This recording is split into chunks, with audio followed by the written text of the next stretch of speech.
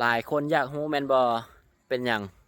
เฮาจึงเลือกเข้ามาโปรโมทแอปคือบ่ไปขายสินค้าตัวอื่นการโปรโมทแอปแม่นระบบเป็นคนเฮ็ดเวียกให้ทุกคนเฮาบ่จำเป็นต้องมีทุนเนาะเฮามีมือถือเครื่องเดียวมีสัญญาณเน็ตมีบัญชีก็หาเงินจากมันได้อ่า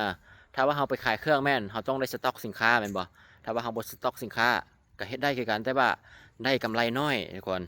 อืม แต่การโปรโมทแอปนี่แม่นเฮาแนะนำเข้าไปเทื่อเดียวเนาะเฮากินเงินตลอดนั่งเอานอนอยู่ก็ได้เงินคือเฮาคู่มือนี่ทุกคนเฮาหยุดสอนไปเฮาก็ยังได้เงินคือเก่าอ่ามื้อนี้เนาะมาต่อกับแอป INSEE แอปตัวนี้ทุกคนคนใดสมัครใหม่ได้เงินเฮงซื้อเลขอยู่50,000ถ้าว่าคนใดยังบ่มีแล้วก็ไปตั้งเฮ็ดบ่เป็นแล้วก็ทักเข้ามาเดี๋ยวสอนให้คนใดที่ว่าเข้ามาเฮ็ดนำเฮาแม่น